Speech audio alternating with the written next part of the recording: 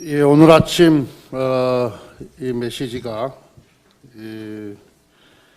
어제 있었던 검찰의 월성 1호기 관련 수사 메시지가 지금 대표님하고 같습니다.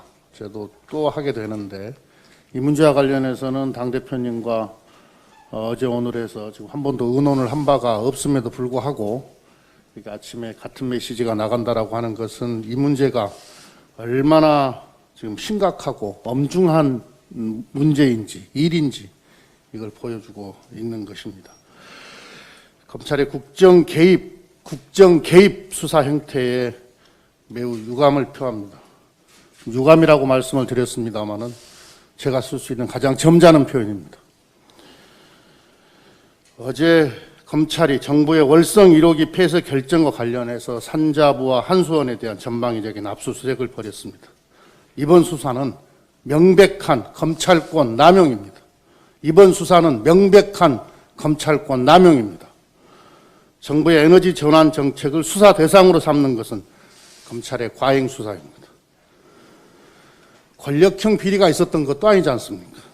권력형 부패가 있었던 것도 아니지 않습니까? 검찰이 수사권을 남용해 국정 운영에 개입하는 것은 위험 수위를 넘는 국정 흔들기입니다. 월성 1호기 폐쇄는 안전성, 경제성, 주민 수용성 등을 종합적으로 고려한 정책적 결정입니다.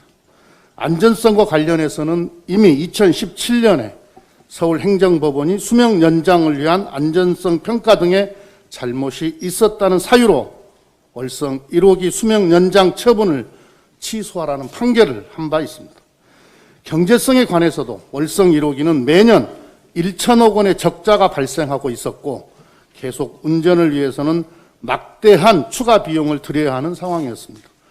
월성 1호기와 동일한 노형인 캐나다 젠틀리 2호기의 경우 계속 운전을 위한 비용이 안전성을 유지하면서 계속 운전을 위한 비용이 총 4조 원으로 추산되어 수명 연장을 포기한 바 있습니다. 정부는 이런 다양한 요인들을 종합적으로 판단해서 정책 결정을 내린 것입니다. 검찰의 이번 압수수색은 단순한 수사 이상의 의심스러운 정황이 많습니다. 우선 일부 언론 보도와 달리 감사원의 고발이나 수사 의뢰는 없었습니다. 이번 수사는 국민의힘이 고발장을 제출하고 불과 2주 만에 이루어졌습니다. 윤석열 총장의 대전지검 방문 후 일주일 만에 착수된 것이기도 합니다. 그리고 대전지검장은 세간에 윤석열 총장의 최측근으로 알려져 있습니다. 이런 정황을 보면서 검찰의 수사 의도를 의심하는 국민이 많습니다.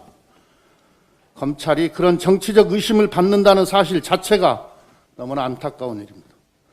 정부의 정책 결정을 두고 여야가 찬반 논쟁을 벌일 수는 있습니다. 그러나 정부 정책을 함부로 수사 대상으로 삼는 것은 다른 의도를 의심하지 않을 수 없습니다. 만에 하나 검찰이 특정 정당과 유착해 정부 정책을 공격하기 위해 수사를 한 것이라면 이는 검찰의 정치 중립과 독립성을 훼손하고 민주주의에 도전하는 명백한 정치 개입 행위입니다. 검찰이 정치적 목적을 가지고 수사를 한다면 우리 민주당은 묵과하지 않을 것임을 분명히 경고합니다.